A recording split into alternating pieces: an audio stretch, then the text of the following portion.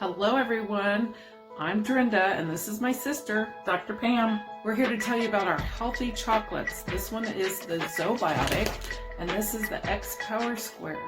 Yes, those are so good for you. This is great tasting dark chocolate, but it's extremely good for your health. Really high in antioxidants because they don't cook and process the chocolate. That's one of the keys, plus the other ingredients. So heart health and immune system, gut health.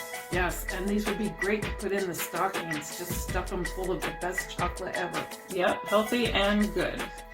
Take care. Bye-bye.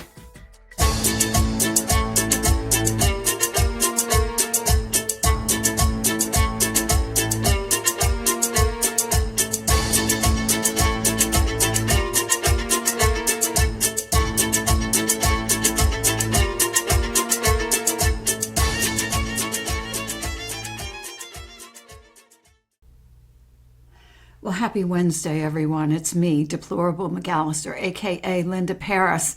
And you can see my snarky website right here at McAllisterTVOnline.com.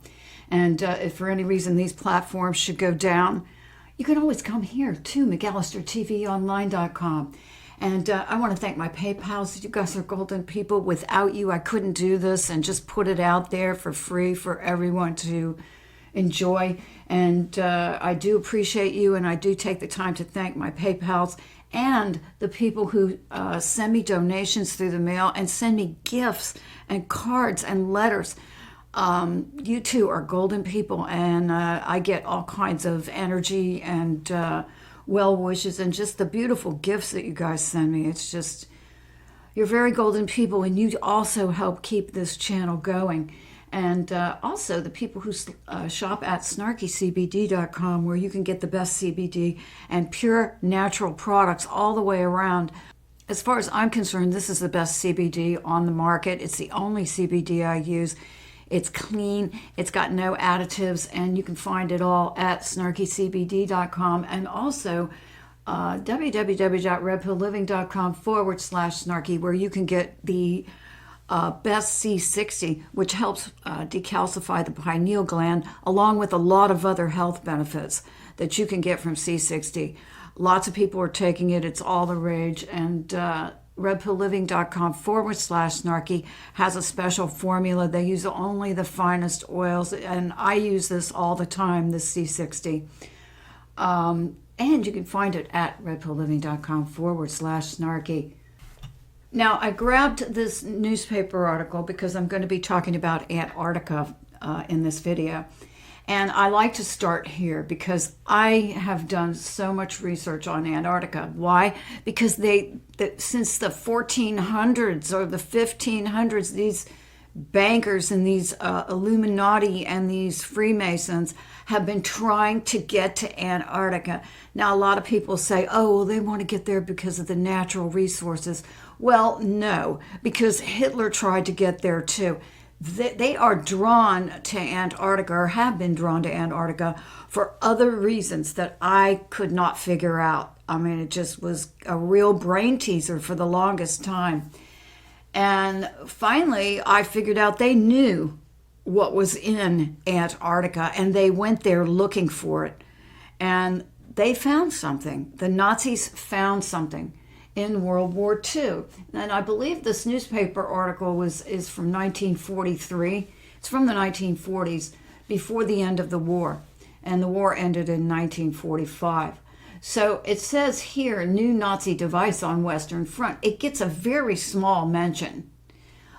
Paris, December 13th.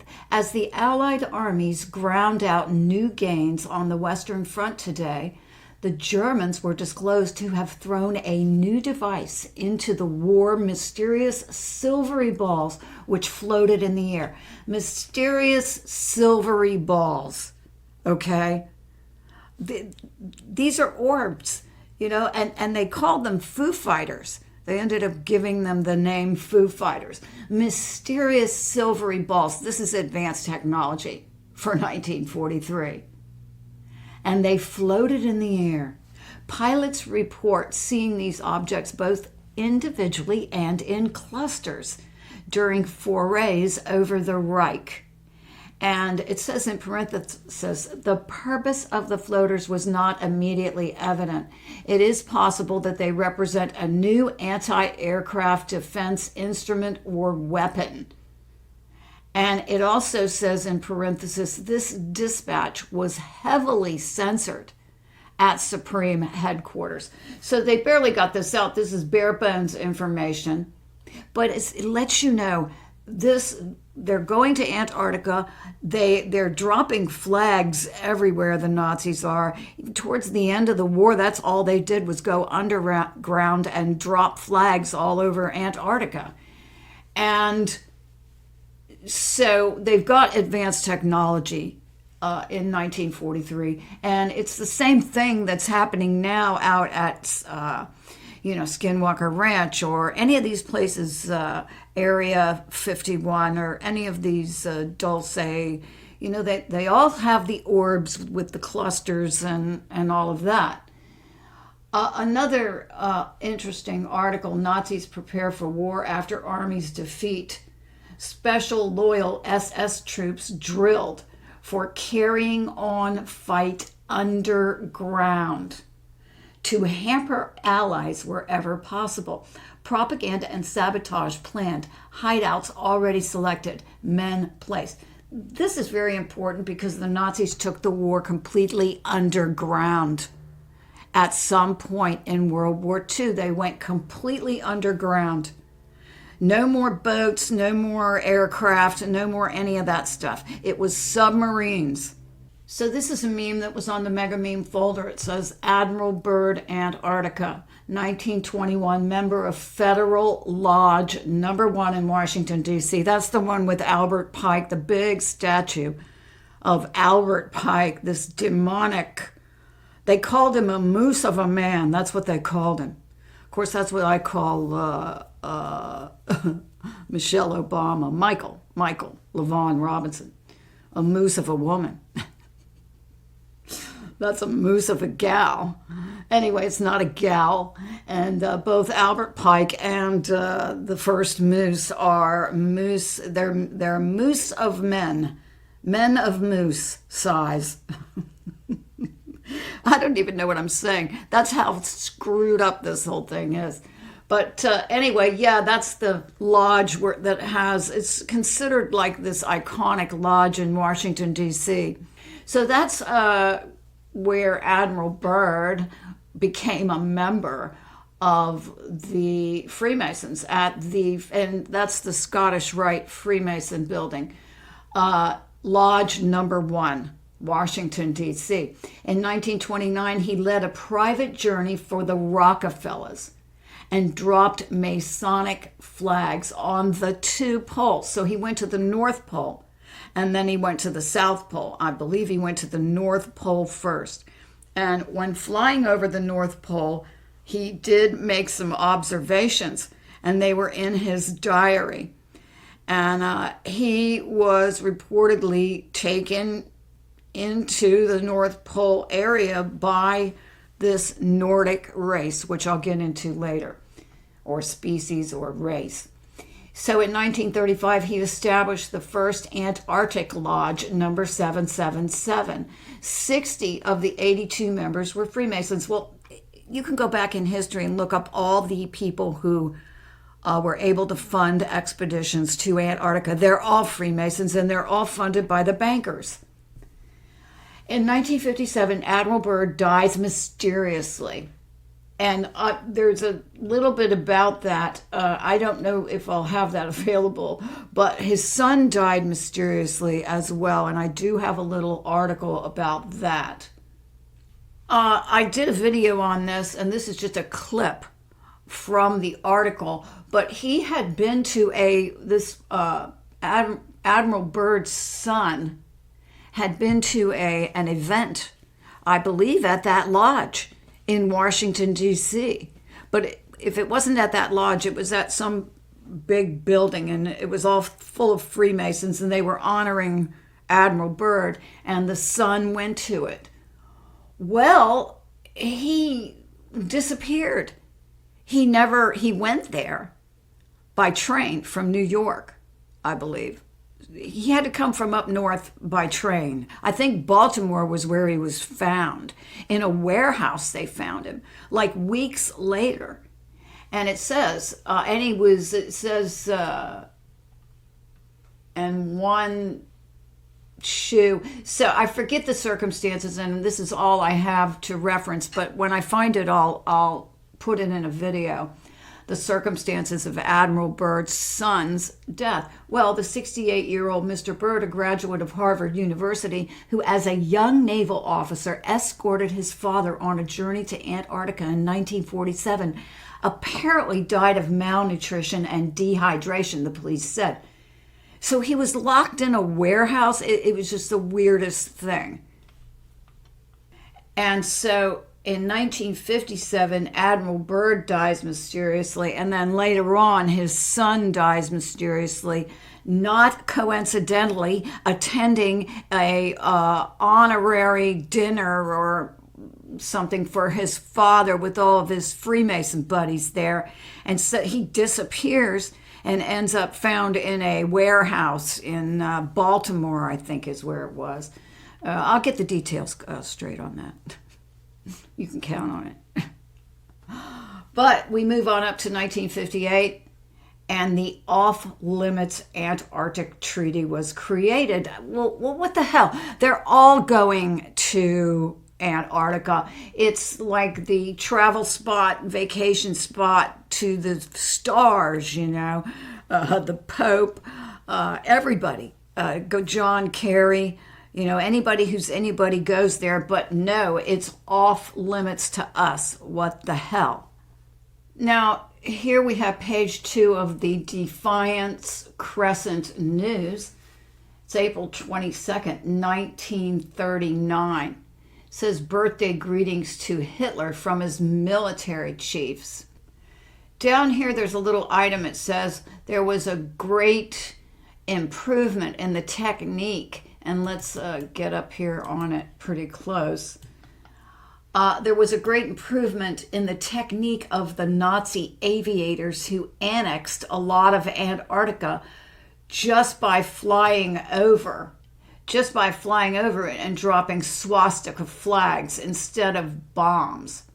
So that is a big item here in the news in April 22nd, 1939. But you can bet that as far as the Freemasons go, they are in cahoots, the American Freemasons and the government, the military Freemasons, Illuminati, whatever you want to call them, Brotherhood.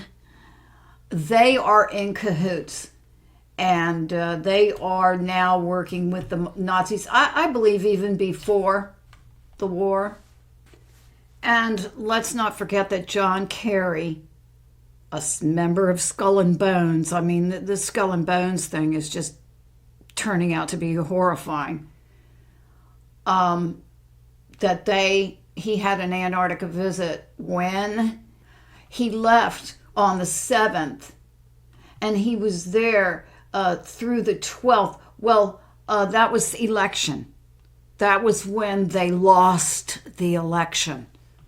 And he made this, emergency trip to where? Antarctica visit. And let's not forget James Forrestal, who was there at Operation High Jump, but he was also there on a number of other trips that were made to both the North and the South Pole, I believe. He saw everything, and he wanted disclosure. He thought that this was outrageous, that they weren't able to tell the public what was going on. And it says in 1949, Secretary of Defense James Forrestal was sent to stay at Bethesda Naval Hospital, where he began to discuss Operation High Jump with the hospital staff, including UFOs and a subterranean Nazi city. He was then denied visitors, including his wife, and shortly afterwards, quote, fell out of his hospital window to his death. Now, when you go back, he began to discuss Operation High Jump. Yeah, they all said the same thing, that they pulled in, they had this giant fleet and all this power that they brought with them, air power, sea power. They were going to go down there and get Hitler. Well, they got to a certain point outside of Antarctica where they were headed, and out of the water, according to witnesses, came these discs. They came straight up out of the water, perfectly straight up. And then they fell back down into the water. And then they came back up again. And the effect of these things going up and down agitated the water like a giant washing machine. And the boats, Admiral Byrd's boats, all of these boats that they had, I forgot how many, there was a lot of them. They started careening into each other. And then these orbs came overhead and started shooting these rays. And they were completely, all they could do was turn around and run. And so they headed to South America, I guess, to stop and get help. And Admiral Byrd did an interview with a newspaper, a Brazilian newspaper, I believe, where he said, if we were to fight the war today, we'd lose. Flat out. They keep saying he didn't say it. Yeah, he did. And it's a matter of record. And of course, he died a mysterious death, and his son died a mysterious death. His son was there as well. And remember, Admiral Byrd went to the North Pole and the South Pole. And according to many people that I've listened to now, there is openings at both ends. You go to one, it's an entrance. You go to the other, there's an entrance. And so there is some kind of portal or something that goes straight through, according to some. And I couldn't find the meme, but there are a series of photographs of John Kerry with this bright orange-red jacket on, walking across the snow. You can clearly see him and see it's him. And he walks up here. And the memes say, where is he going? Where is he going? There's nothing out there but snow. So where the hell is he going? He goes up here and then he puts his flag here. What the hell? And it's got pictures of him trouncing out there over this terrain to get to this where is he going place. Now, this is just one of this video that Ileana did. She's a super soldier, and she's on YouTube. But this video that she made seems to have disappeared, and I'm not sure why. But I do believe maybe it's not exactly this. Some of these places she claims to have been to, and she knows that through memory regression. So she goes back and she remembers being there. But she's a remote viewer as well. And Ileana has placed these bases and these underground systems all throughout Antarctica. Well, I've always, when I knew that they were going out there since the 1400s, 1500s, can you imagine going to Antarctica in the 1500s? Good God. I mean, it's amazing they even would make it there and back. So quite an undertaking. I mean, you'd have to really, really know what you were going there for. And so I'm absolutely 100% that through the DNA or through some kind of records or something, they knew that these things were here, these alien bases, if you will. And here now she's got plasma weapons facility here. And so it looks like there are all kinds of beings and races sharing this ice-covered area. And I have often thought that they covered it in ice.